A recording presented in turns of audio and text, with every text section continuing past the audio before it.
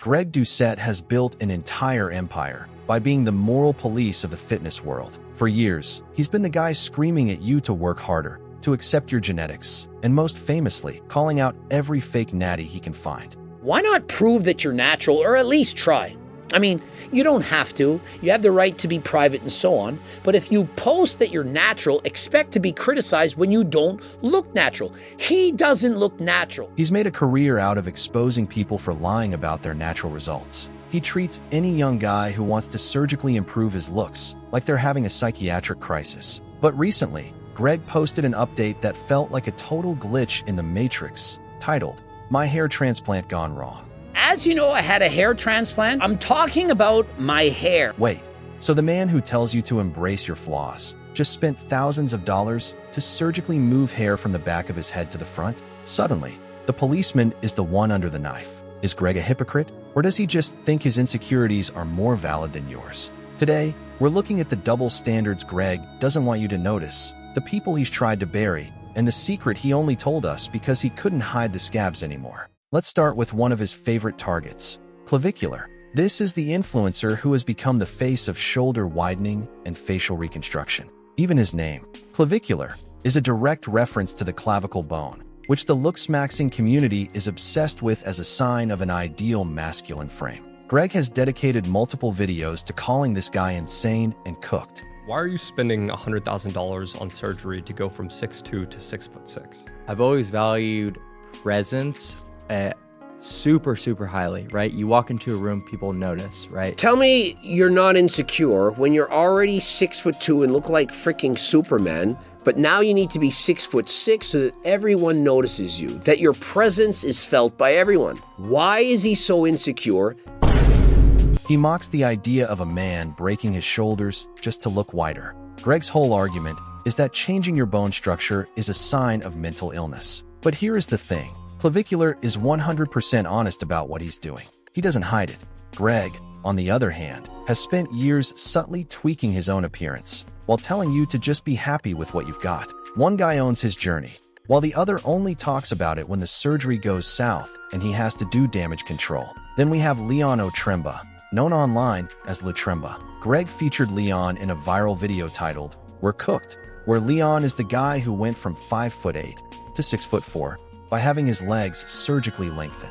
Greg called Leon's walk unnatural and used him as proof that society is falling apart.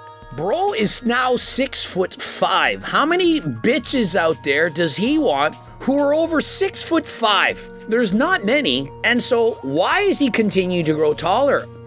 I believe it becomes a disease, an obsession, mental illness, just like when the girls keep getting the lip filler. But there is a huge detail Greg skipped over. If you look at Leon's history, he has a permanent highlight on his profile for his hair and beard transplant. Think about that. Greg used a guy who got a hair transplant to prove that cosmetic surgery is a crisis, while Greg himself was recovering from his second hair transplant. See, Greg actually had a procedure back in 2021, but he wasn't happy with the density. He went back for more. He looked at Leon's head, saw his own obsession with perfection, and decided to call it mentally ill just to keep his brand safe. It doesn't stop with Leon. Greg has also criticized Dynzell Sigers, the creator known as Mr. Broken Bones. Dynzell is famous for his 7-inch height gain, going from 5'5" to 6'0". Greg has mocked the physical pain, the fake nature of the legs, and the recovery process. But look at Greg's own update. He is documenting the exact same things he mocked Dynzell for, including the pain, the scabbing, and the surgical mistakes. When Dynzell talks about surgery, Greg calls it a body dysmorphia crisis. When Greg does it, it's just fixing a problem. It's the same struggle, just on a different part of the body. One is in the shins, and the other is on the scalp. And so being short, it's okay. But if you want to be taller and you want to spend $80,000 to do so, to me, that is also okay. Do what makes you happy. For years, Greg has also critiqued Tristan Lee, constantly worrying about Tristan's body fat and health. He's that shredded, and for what? It's not healthy. It's going to limit his ability to put on more muscle. And even in this video, he describes that he has to end the cut because he can't recover as well.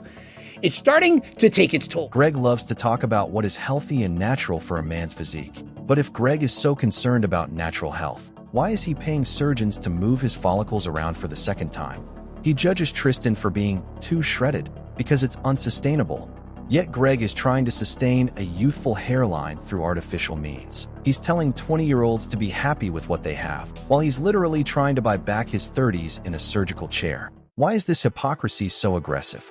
It's about the money. Greg sells anabolic cookbooks and supplements. He wants you to believe that the only solution to your insecurities is found in his online store. If a teenager decides to get a surgery to fix their height or their jawline, they aren't buying Greg's stuff. They are stepping outside of his ecosystem. He can't sell a pill for a broken femur, but he can't sell a supplement for a receding hairline either. Work on being the best version of yourself and try to be happy. Remember, if you're watching this, it could be a lot worse. It could be a lot shorter. It could be a lot poorer. You could be struggling a lot more. And so try to be happy. And I don't have any supplements to help with your height, but the one supplement I do have that I recommend, So, Greg found a loophole.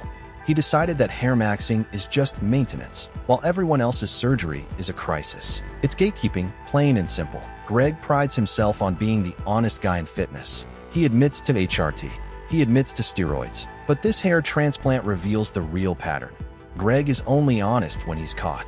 He didn't tell us about the 2021 transplant or the recent follow-up because he wanted to be transparent. He told us because the results were so bad, he had to explain the scabs. If the surgery had been perfect, he'd still be telling you his hair looks great because of his anabolic lifestyle. He's judging 21-year-olds for being fake natties, while he's been fake maxing his own scalp in the dark. To understand why people are so frustrated with Greg, you have to look at the language he uses. For years, Greg has used the term natural selection to mock people who take risks with their bodies. If a young bodybuilder takes too many PDS and ends up in the hospital, Greg is the first to say they knew the risks and deserved the outcome. He sells himself as the voice of accountability. But look at how the tone shifts when it is his turn. When his hair transplant failed, he didn't talk about natural selection. He didn't say he knew the risks of flying to a foreign clinic for a cheap procedure. Instead, he made a 20-minute video playing the victim of a bad industry. It turns out, Greg believes in personal accountability for everyone else, but when he makes a reckless choice for the sake of his ego,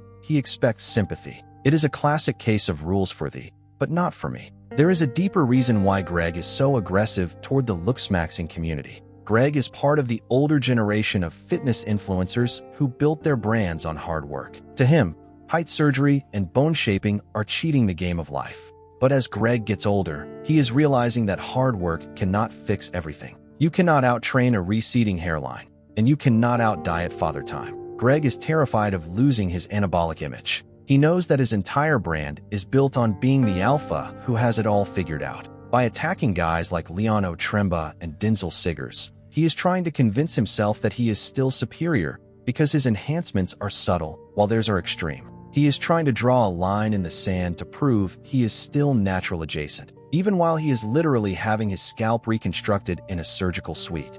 Now, we have to talk about the mental health aspect. Greg loves to diagnose everyone he reacts to with body dysmorphia. He looks at a guy who wants to be 3 inches taller and calls it a psychiatric emergency. But let us be real. What do you call it when a man in his 50s is so obsessed with his hair density that he undergoes multiple painful surgeries, despite already having the money, the fame, and the physique? If Leon and Dynzell are cooked for wanting to change their height, then Greg is arguably in the same kitchen. They are all chasing an idealized version of themselves that does not exist. The only difference is that Leon and Dynzell are honest about their insecurities. Greg hides behind a coach persona and tells you he is just doing maintenance. He is using his platform to pathologize the same behavior he is practicing in private. It isn't just hypocrisy, it is a lack of self-awareness that is starting to alienate his most loyal fans. At the end of the day, Greg Doucette is just a human being who is afraid of getting older. And honestly, that's fine. What's not fine is making millions of dollars by bullying younger men for having the same insecurities that you have. So, I want to hear from you. Is Greg a hypocrite for getting multiple hair transplants after calling the leg lengthening community mentally ill? Or is hair somehow different than bones? Let me know in the comments, and I'll be down there responding to the best takes. So if you're into these deep dives, like the video and subscribe to the channel. Catch you in the next one.